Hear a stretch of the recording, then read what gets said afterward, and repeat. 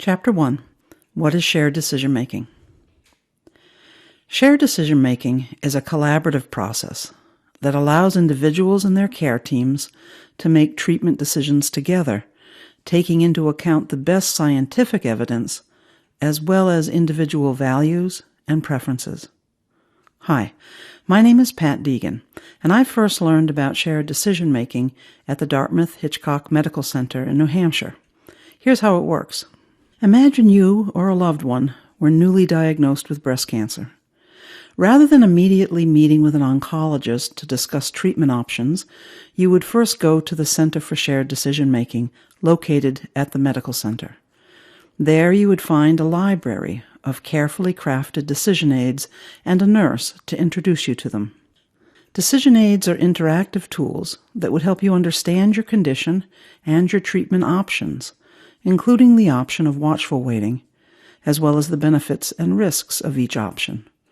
Importantly, the decision aid would also help you think about your preferences and values, and to focus on how various options might affect the quality of your life.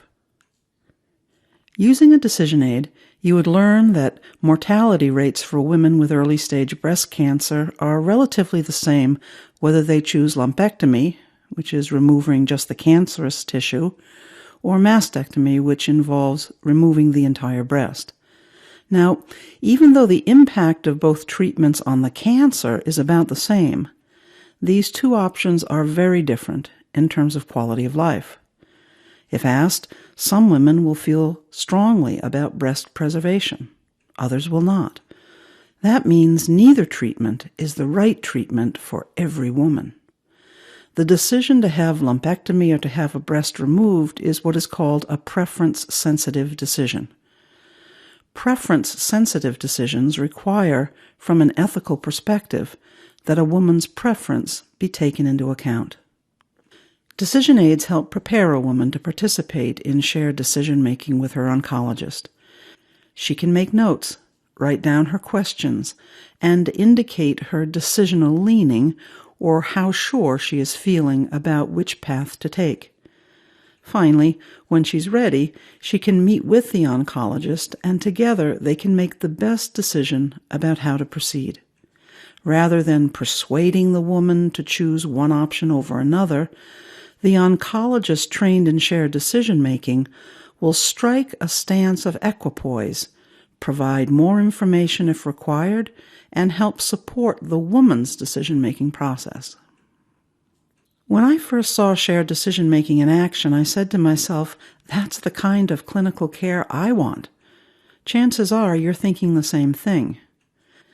There are at least 4 reasons why the practice of shared decision-making is compelling. First, shared decision-making is a compelling practice because decisions about treatment are not just medical decisions. Decisions about treatment are also personal decisions that affect us and those we love. Shared decision-making shifts the focus from what is the matter to what matters to you. What matters to us, our values and preferences, must be a central part of the decision-making process.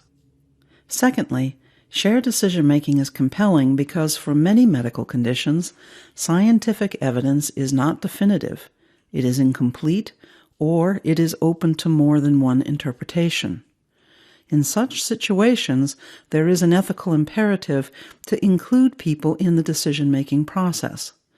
An example might be when a woman in treatment for bipolar disorder becomes pregnant.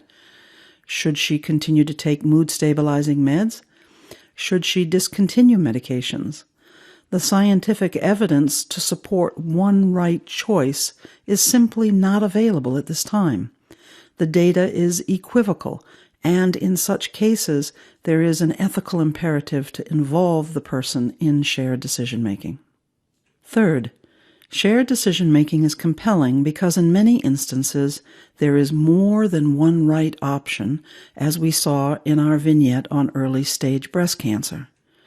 In situations where there is more than one right option, it is important to match individual preference with choice of treatment. If we assume we can predict people's preferences, then we are at risk of making a preference misdiagnosis. For instance, physicians predict 71% of women would choose breast preservation as a top priority. But what do you think women with breast cancer said when asked? Well, only 7% agreed that breast preservation was a top priority. In truth, preference misdiagnosis happens all too frequently. Shared decision-making prevents preference misdiagnosis and helps us get the right treatment for the right person. And finally, a fourth compelling reason to adopt shared decision-making is that it is perfected informed consent. In everyday practice, there is significant drift away from obtaining informed consent. Shared decision-making, especially when supported by decision aids, is a higher standard, and for that reason is increasingly being adopted by states and recommended in federal policy. There's good evidence to support the practice of shared decision-making.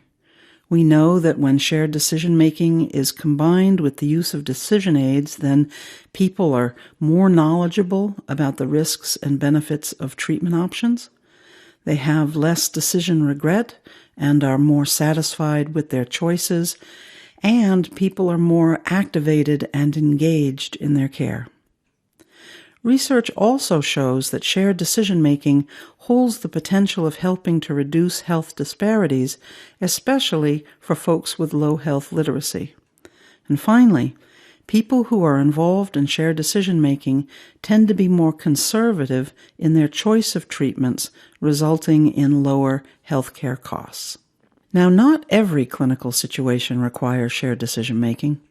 For instance, shared decision-making is not a great idea if a person arrives in the emergency department with an acute, life-threatening condition. Similarly, when a person is severely compromised through acute intoxication or delirium, shared decision-making is not the best course. And if there is a clear gold standard of treatment in which the scientific evidence unequivocally supports one best option, informed medical decision-making, but not necessarily shared decision-making, is recommended. An example might be the use of insulin in type 1 diabetes.